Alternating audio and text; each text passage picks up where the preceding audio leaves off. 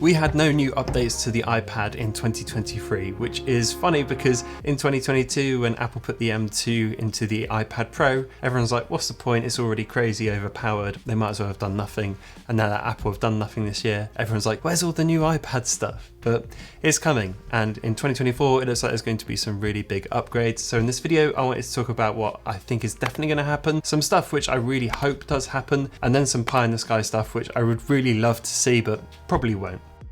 Okay, obvious updates. I think we're going to get OLED on the iPad Pros, and especially on the 12.9 inch version for sure. I really hope that comes down to the 11 inch version of the iPad as well, because usually the 12.9 is the only one which gets the better screen updates. But this year, I'd love to see it come to both, but it will absolutely be coming to the bigger one. Because those screens are going to OLED as well, hopefully it means we'll get some cool stuff like the iPhone did with standby mode, as the iPads will be able to get the screen all the way down to 1 Hz a second, which means we should be able to get some cool stuff on display while we're not using it. I'd really like to see that happen. And obviously those Pro models will go up to the M3 chip as well. They've been on the M2 for a while, and while that already feels completely overpowered, it's going to feel even more so this time round. But I think that M3 chip will bring in better battery life, which is always good, and more than anything else this time, it's going to make it a much better tablet for gaming. It was already great, but with some hardware accelerated ray tracing and things like that, which is built into M3, it's going to make it an absolute powerhouse for that.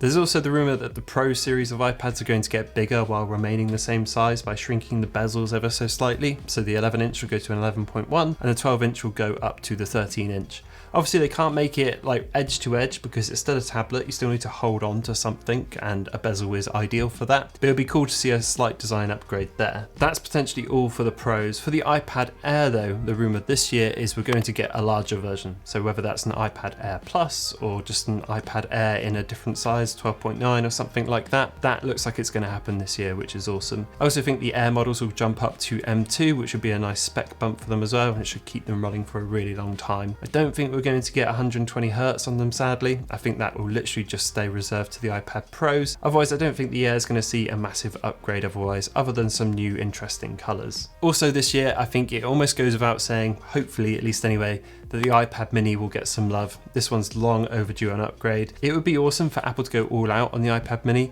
but I genuinely think this is going to be kind of a spec bump as well. I think they'll throw in a newer A series chip, whether that's the 16 or the 17 Pro or something like that, and maybe just fix the jelly screens, but I think that will stay at 60 Hz as well, which is sad, but totally understandable. They're also going to update the iPad 10th gen to the 11th gen, and I literally think this will be a processor bump, nothing else. We'll just get a newer A16 or whatever they put into it, and otherwise the design will stay exactly the same, including the air gap between the screen. And I think that's okay. This was an entry-level iPad, and getting a little bump there would just be really useful. Other than that, I think all of the iPads are probably going to get better cameras, and I actually think the Pro models will probably get Apple log recording as well for those people that do film on the iPad. But otherwise, I think it's going to be a kind of relatively cool update for the Pro models. The Airs will get those bigger ones, and the Mini should just get a little bump as well. And all of those things alone will be a really nice upgrade to the iPad series as a whole. Before we carry on, I wanted to thank the sponsor of this video, Paperlike. And if you weren't already sure, Paperlike is a screen protector for your iPad that really makes it feel like you're writing, drawing, or sketching on paper, getting rid of that unnatural feeling of writing on glass. And hey, if you got a new iPad over the festive period as a gift or even for yourself, then protecting the screen is going to be completely worth it in the long run. I've used Paperlike for a long time between all of my iPads, and I really do think they're the way to go. If you're an avid Apple Pencil user like I am, you'll notice the difference immediately. Paperlike is now better than it's ever been before as well. It's on version 2.1 now, and it's made in collaboration with a Swiss-based manufacturer. This means the layout of the nano dots, which give it that papery feel, are spread out much more evenly, and the plastic used is way thinner than it has been before. It's a notable step up in picture clarity than the versions prior, and it also means that your iPad stays a lot more visible and bright. So if you want to check out Paperlike, check out the link in the description below, and of course a huge thank you goes out to them for sponsoring this video. Okay, so some updates that I would love to see, which might happen and might not, and maybe just some wishful thinking from me, but I'd really like to see Apple bin off the 9th generation iPad and that old iPad Air design as a whole. Lightning needs to go across all of Apple's products, and the iPad 9th gen is the only one which has it at the moment, but if they get rid of that, a lot of the confusion with the iPad lineup will go. So we'll be left with the iPad 11th gen, the iPad Air and the iPad Pro and the iPad mini, wherever that decides to slot in, but that will be a much neater lineup than it has been before. My other hope is for 64GB of storage to just disappear. I hope all of the iPads start at 128GB and upwards, maybe even 256GB on the Pros and upwards, because 64GB is just such a low amount at the moment. Even if you utilize a lot of kind of cloud storage and things like that, for having apps on device, 64GB is just really low at the moment, so I really hope that goes too. A really big hope of mine though is I hope the iPad Pro range gets an iPad Pro mini. A lot of us creators out there really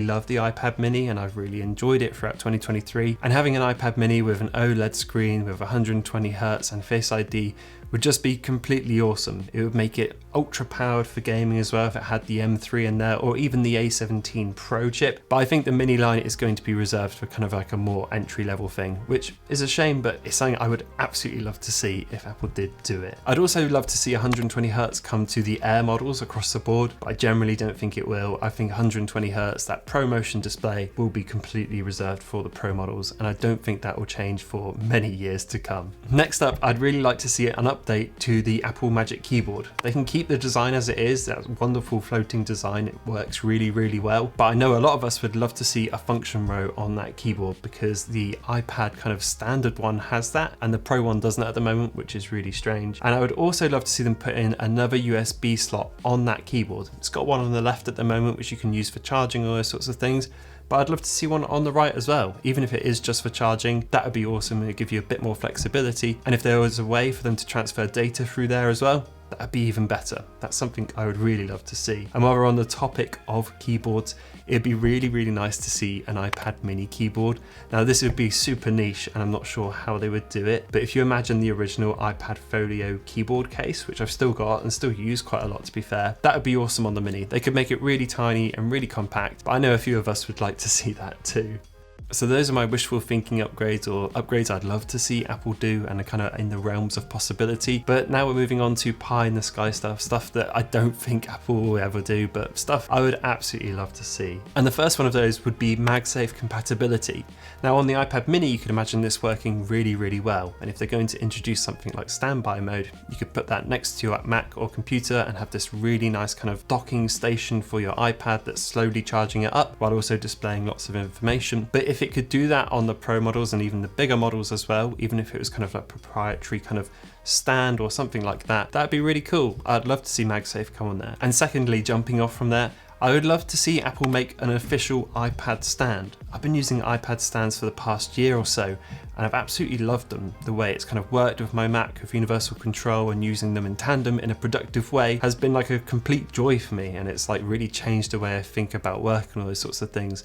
But all the stands have loads of different drawbacks and they're all totally different, and I'd love to see Apple make an official iPad stand so I can stand it up next to my monitor, my studio display or my iMac or anything like that, and it just look like it's part of the ecosystem, because all of the stands I've used and tried at the moment are all kind of close or nearly there, but they still feel a little bit weird to use. So I'd love to see Apple's idea of what that might look like. The last one, which I probably know won't happen at all, is I'd love to see Apple release a complete gaming controller, a genuine official Apple gaming controller for using on iPad and Mac and probably any other system as well. Because when you use a PlayStation 1 or an Xbox or an 8-bit Do one or something like that, there is the tiniest bit of input lag, and you have to be really kind of looking to notice this, but it is there. And I think if Apple made their own version of that, that could be really awesome, and it could kind of lean into the fact that these iPads are actually decent for gaming, and I'm sure they could make it again feel like part of the ecosystem. It'd be a really interesting thing to take around with you, just having that controller with you at all times. Anyway, these are kind of daydream ideas. I'm sure they probably won't happen, but if they ever do, I tell you what, if they ever do, I'll come back and react to this video because I predicted it. Anyway, that wraps up for this video. I hope you enjoyed it. If you've got any kind of iPad hopes or wants for this year, then drop them in the comments below because I'd love to hear from you. And as always, I will see you all in the next one. Oh, I also think they're all going to get more expensive.